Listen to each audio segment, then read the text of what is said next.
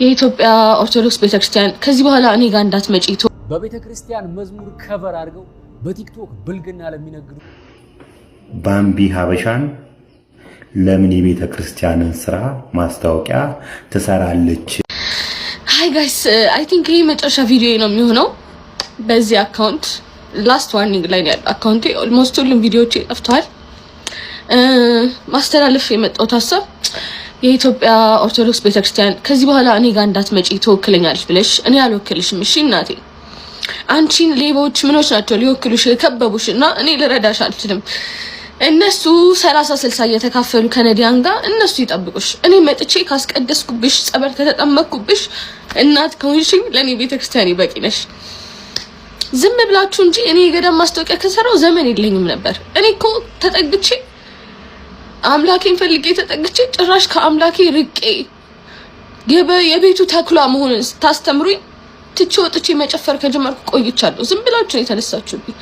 ስለዚህ ሃይማኖተኞችም ለእናንተ የሚሆን ፔጅ አይደለም። እዚህ ፔጅ ላይ አይዘመርም ምን አይልም። ቲክቶክ ላይ ስመጣ እኔ እንደውም እምነትም የለኝም። ከዚህ በኋላ ከመጣው ነው ወደ ዩቲዩብ መሄድም ይመስለኛል። ዩቲዩብ ልከፍት እያሰብኩኝ ነው። ምክንያቱም በቃ ደከመኝ ጋይስ። አሁን ደግሞ ከሰው ጋር አይደለም ገባችሁ ፋይት እያደረኩ ያለሁት በመንጋ ካሉ የመቅደስ እንትኖች አጋንንቶች ጋር ነው ፋይት እያደረኩ ያለሁት እና እነዚህ ደግሞ ይከብዱኛል። እኔ አልቻልኩም እውነት።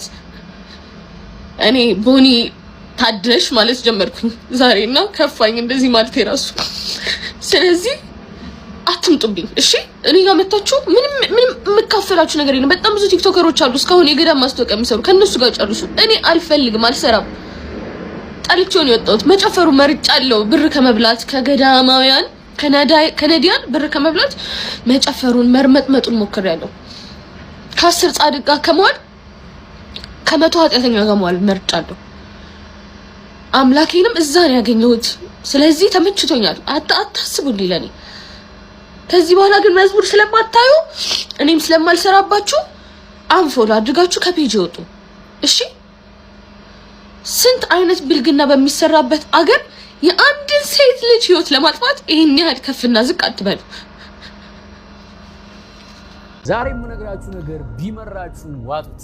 በቤተክርስቲያን መዝሙር ከቨር አድርገው በቲክቶክ ብልግና ለሚነግዱ ቅዱስ ባለጌዎች ዛሬ ብሶታችንን እንተነፍሰዋለን። የመጀመሪያው ክርክሬ አንዳንዶች እንደሰማችሁት ከ11 ቀን በፊት ኮሜዲያን እሸቱ በዩቲዩብ ገጹ ላይ በቲክቶክ ፕላትፎርም ላይ ስላሉ አንዳንድ ወንድሞችና እህቶች ቤተክርስቲያን ላይ ስለሚያደርጉት እንቅስቃሴ ሐሳብ ሰጥቷል። እሸቱ የተናገረው ነገር ትክክል ነው፣ ሰምቼዋለሁ። እሸቱን ለመተቸት የምንሄድ ሰዎች መጀመሪያ ቆም ብለን ማሰብ አለብን። ቲክቶክ ላይ ያለን ወንድሞች እህቶች በተለይ በሌላ ግብር የምንታወቅ ቤተክርስቲያኗን ሪፕሬዘንት ለማድረግ የምንሄድበት በቤተክርስቲያኗ ውስጥ ኃጢአታችን ንስሐ ገብተን ይቅርታን ከእግዚአብሔር ለማግኘት ከማረግ ይልቅ ቤተክርስቲያኗን መድረኳን ተቆጣጥረን እኛ መምህራን ነን ብለን እኛ አስተባባሪዎች ነን ብለን እኛ ገንዘብ ሰብሳቢዎች ነን የቤተክርስቲያኗን ህልውና ወዳልሆነ ነገር እየወሰድነው እንደሆነ ማወቅ አለብን። ኮሜዲያን እሸቱ የተናገረው ንግግር በደንብ ሰምቼዋለሁ። ምንም ሐሰት የለበትም። እግዚአብሔር መጀመሪያ የሚፈልገው የኛን ነፍስ ስለሆነ ማለት ነው። ስለዚህ ኮሜዲያን እሸቱ ላይ መጀመሪያ እሱን ለመተቸት የምንሄድ ሰዎች ጉዳዩን ቆም ብለን ብናጤ ነው። ቤተክርስቲያኗ ወዴት እየወሰዷት እንደሆነ ቀጥ ብለን ብናውቀው። በዚህ ዘመን እንደምታውቁት ቤተክርስቲያኗን ለመቀራመት የቤተክርስቲያኗ ህጓን ስርዓቷን ለማፍረስ አንዱ የተከፈተብን ነገር የገንዘብ መለመኛ መንገድ እንደሆነ ታውቃላችሁ። ገዳማትን ማሰሪያ፣ ቤተክርስቲያንን ማሰሪያ እየተባለ ምን እንደሆነ ታውቃላችሁና ብናስተውል እሸቱ ላይ እጃችን ባናነሳ።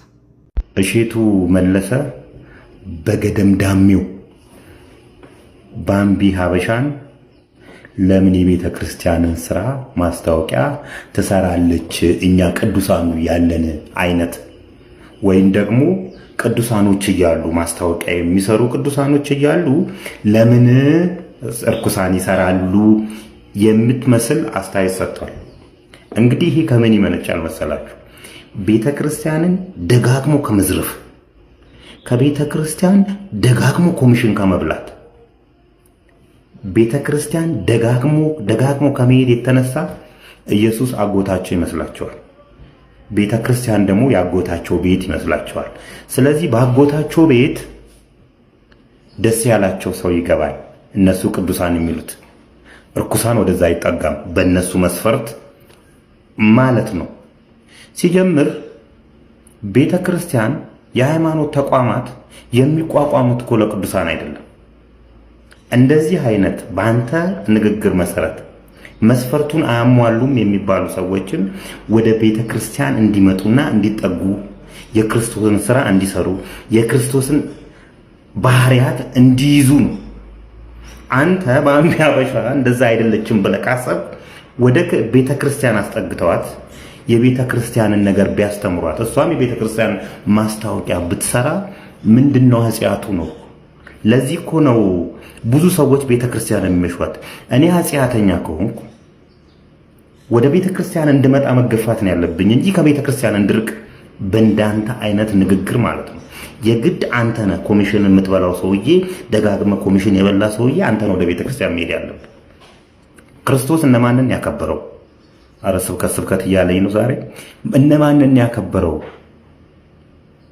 እንዴ? ረጃጅሞቹን እኮ አይደለም ቁመታቸው ከሩቅ ክርስቶስ መምጣቱን የሚያውቁት ሰዎችን አይደለም እኮ አጭሩን ሰው እኮ ነው መርጦ እቤትህ እራት እንብላ ከቤተሰቦች ጋር እንደ ልብ ታየኛለህ ያለው።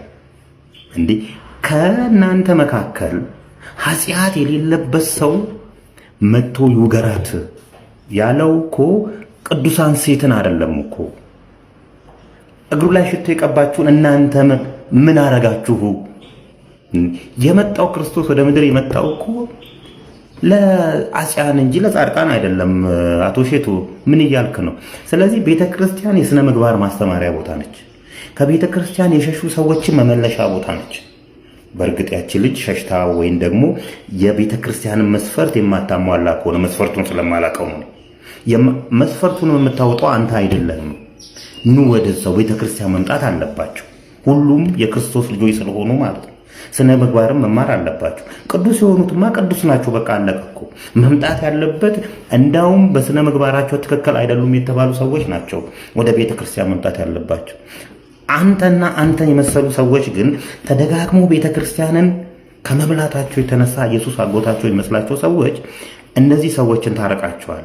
እንደዚህ አይነት ሰዎች እያረቃችሁ አይ ይሄ የኔ ቦታ አይደለም፣ ስለዚህ ሃይማኖቴን መቀየር አለብኝ ወይም ደግሞ ይሄ አይመጥነኝም፣ ከቤተ ክርስቲያን ሩቅ ነው መሆን ያለብኝ እንዲሉና ለሌላ ወንጀሎች ራሳቸውን እንዲያዘጋጁ ወይም ደግሞ ለሌላ ኃጢአት ራሳቸውን እንዲያዘጋጁ ታረጓቸዋላችሁ። የቤተ ክርስቲያን ጉልላት ላይ ያሉት የሰጎን እንቁላሎች ናቸው። ምን ማለት ነው? የሰጎን እንቁላል ለምንድን ነው ቤተ ክርስቲያን ላይ የሚደረገው? ሰጎን እንቁላሏን ጥላ እስኪፈለፈል ድረስ ባልና ሚስቶቹ እየተቀያየሩ እንቁላሉን ይጠብቃሉ።